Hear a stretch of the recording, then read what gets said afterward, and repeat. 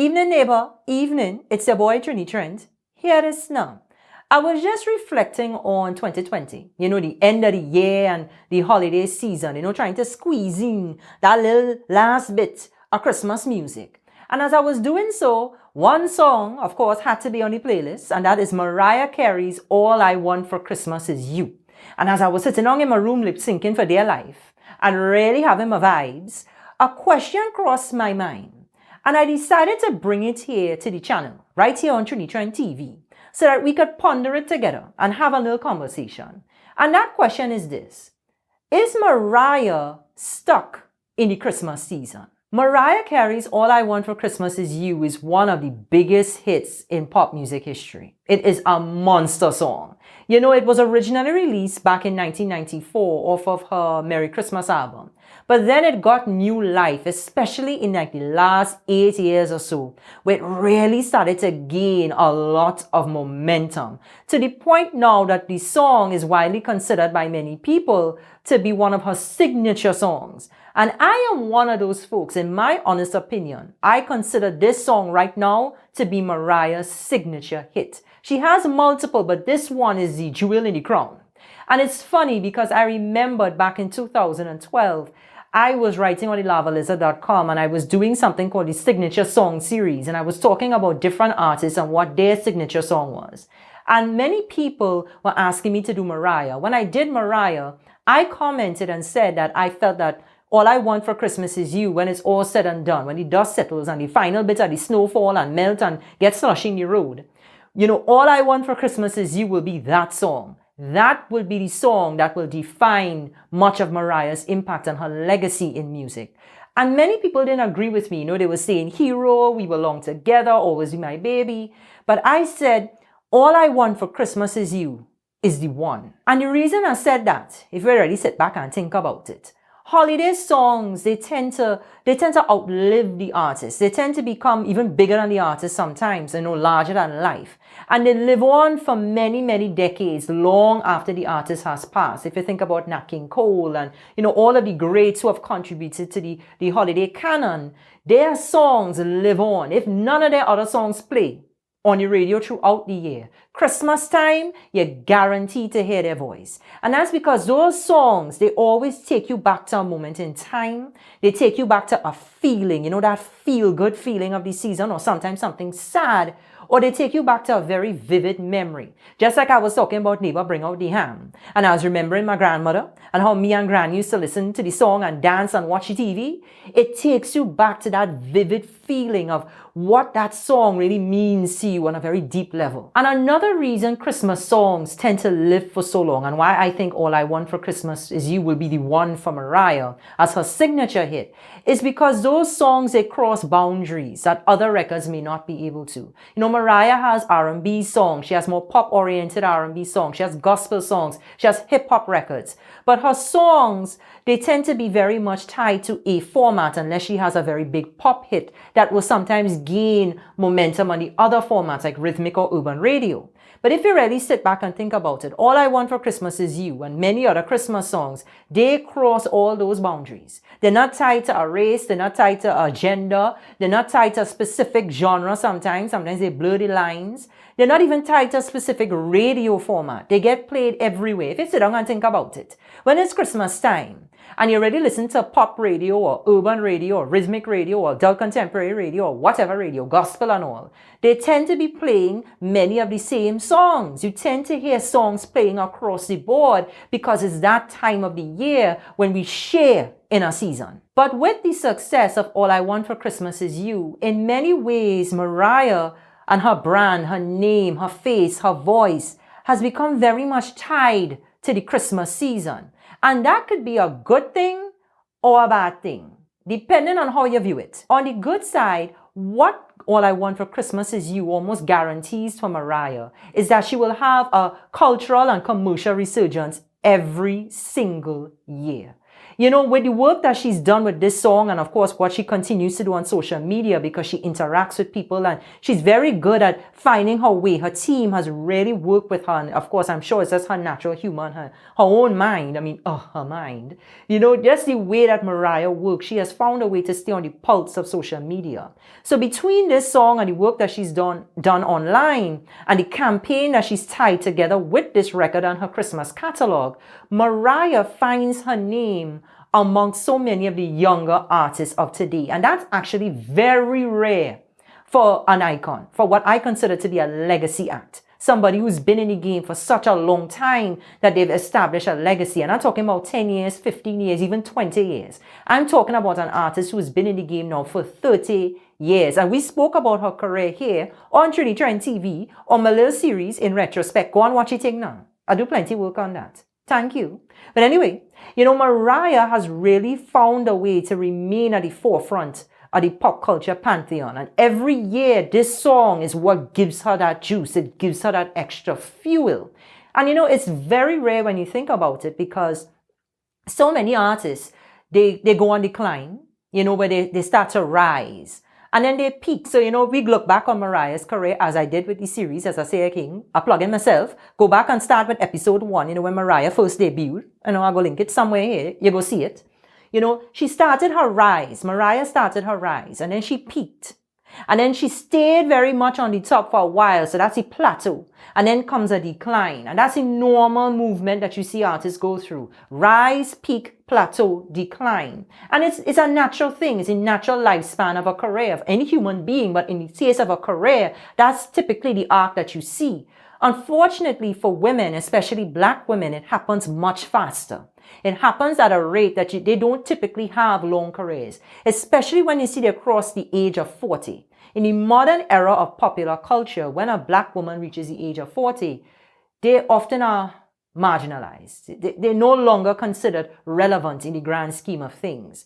But what Mariah has done is she's transcended the norm, especially with All I Want for Christmas Is You and the rest of her Christmas catalog, because she has found a way at the end of every year. This year she crossed 60 million listeners monthly listeners on Spotify, thanks primarily to this song and her Christmas catalog. When you look at the top 5 artists in the month of November and the month of December, Mariah's name is always there. And I can't think of another artist who has come out before 1995, who has managed to remain at the forefront, not just with one song, because we have all these other Christmas songs that have entered the top 10 and the top 5 every year now, because nostalgia has become very much a part of the way we consume music. I do a lot of that here on the channel.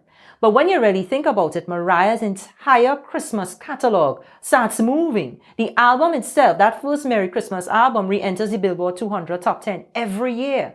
And that is astounding for a record that was released 26 years ago. So what Mariah has accomplished with her Christmas catalog, and All I Want for Christmas Is You particularly, is a very rare feat, something that no other artist from her time that I can think of can claim.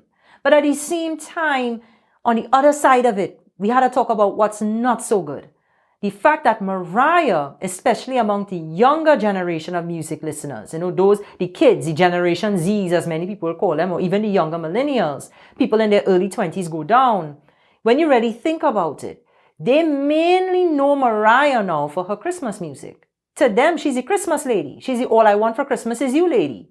They have really only focused in and zeroed in on her Christmas catalog. And then you start to think about, well, what about the rest of it?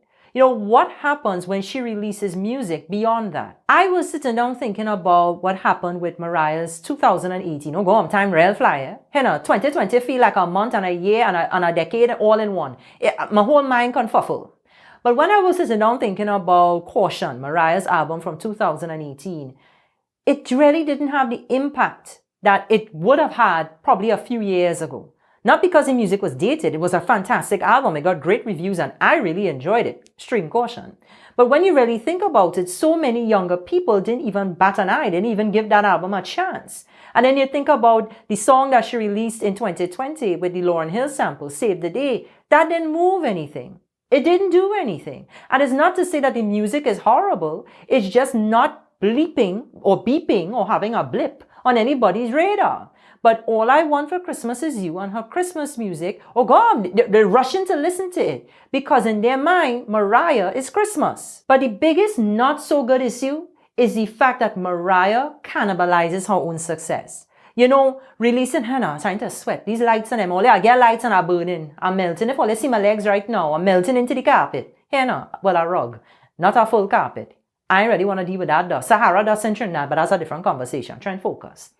What has really happened, you know, with Mariah and the success of All I Want for Christmas Is You is that it's so big. The demand for that record is so big. And of course, the promotional campaign that she ties into that record every year, starting on November 1st, it is so ubiquitous. You cannot get away from it.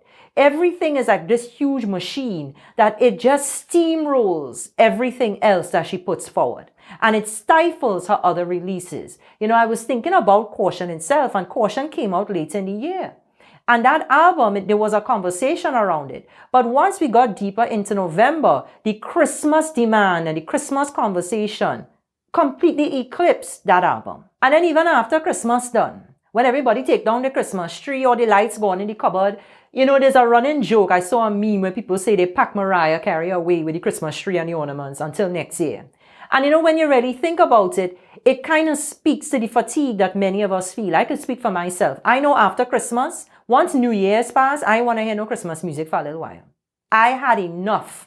Just like here in Trinidad. After Carnival, and you pass about a week after Carnival, you give soca just a little break. Because that's all you hear constantly. And it tends to be the same songs in rotation. So many people, they go through like a post-Christmas fatigue. I definitely go through it. And tied to that, because Mariah is tied to the season, they get a post-Mariah Christmas fatigue. They don't need to hear no more Mariah for a little while.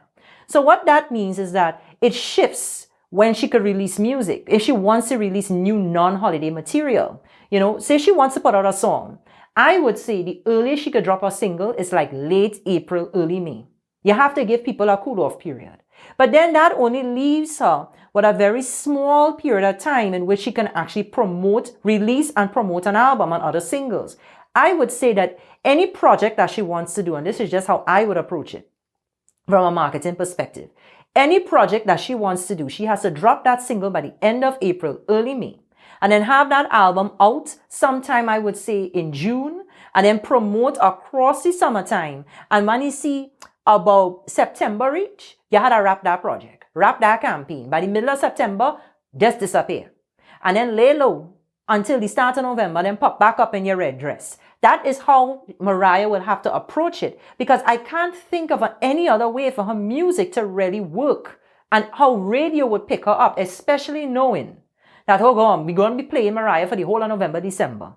You know, it has to be a very calculated approach. And that's a not so good issue, because what has happened is that she has found a very small little window that she has to squeeze through. It has shrunk in many ways. But although we can say that Mariah has very much become the face of the Christmas season, you know, she's become tied to that holiday period, I am still very curious to see how she performs beyond it. I would really like to see how they approach it, because maybe they could find a way to drop her music early in the year and it will work. You never know. We live in a post-2020 world now, Anything can happen. So I am very curious to see how she approaches it moving forward. I mean, at the end of the day, this is an artist whose legacy really does go far beyond Christmas. Even though she's become very much a face of the commercial season in America and the UK, Europe, and many parts of the world, you know, this is an artist whose legacy has gone far beyond just one particular season or even a genre. I mean, she has 19 number one songs and only one of them is a Christmas song. She has 18 other number one songs. Who could say that? I mean, at the end of the day, really. And if Mariah chooses to just ride this wave, if Mariah says, you know what, I'm not even going to release new music again, or I'm not going to really put any effort into it, I'll just drop a song here and there, or a little EP, or a little covers album, and mind my business until Christmas, and just ride that wave. And when Christmas come, when November 1st come after Halloween, every year she pop out the box in the red dress, and she put the little dog, you know, she say, look my little puppy, and look my child dancing around the tree, and look my next child climbing the tree, and look we have an elf, and she have Brian Tanaka carrying the camera, whatever she wants. If Mariah chooses just to do that, she has earned that right. She has earned that right, because at the end of the day, it is her song that she wrote that she arranged, that she composed, that she helped produce with Walter Afanasieff, although she don't like to say the man name too much, but she's given him little props, she big up Walter. And at the end of the day, it's about her favorite topic, which is Christmas. The woman loved Christmas, real bad. And I find it is such an interesting joke by the universe that Merry Christmas, Mariah Carey have the same initials, MC. So here's my question to you. Do you think that Mariah is stuck in Christmas? Or do you think that she has a chance to find commercial success again beyond the season? Can she find a hit on the charts that is not a Christmas song? Let me know. Join the conversation. And, just share your thoughts now. I'm willing to hear everything. All right, all you. I'm sweating. I can't sweat no more. I have to go and bathe again. Fast or hot. But I'm very grateful that you watched this video. I go catch all you next time. Behave yourself. Wash your hand. Wear your mask. Social distance. It's still have a pandemic outside. All right? Later.